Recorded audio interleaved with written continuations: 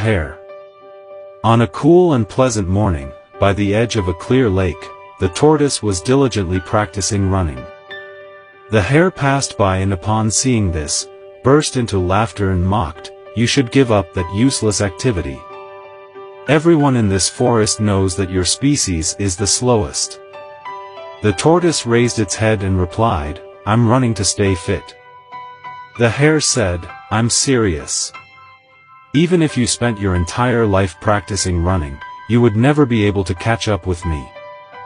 The tortoise, annoyed by the hare's arrogance, retorted, "If that's the case, let's have a race and see who will reach the finish line first."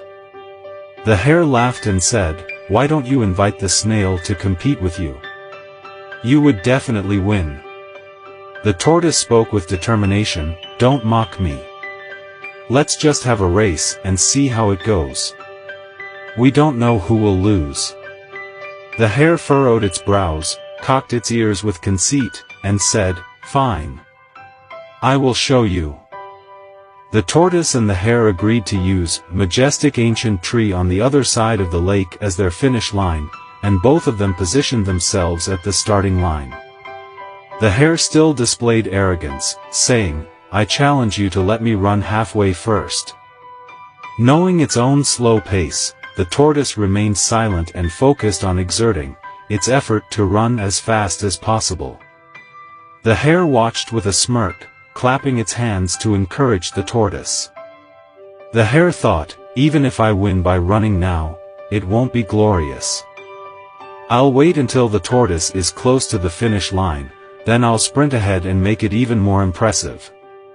So, the hare leisurely nibbled on some grass, and playfully chased butterflies along the roadside. Lost in its amusement, the hare completely forgot about the race. The hare was lying lazily, admiring the clear blue sky and drifting clouds, when suddenly it remembered the race. It looked up and saw that the tortoise was nearing the finish line. The hare panicked and dashed as fast as it could, but it was too late.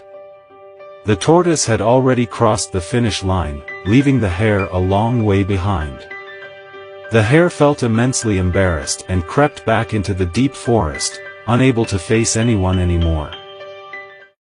The tortoise and the hare. On a cool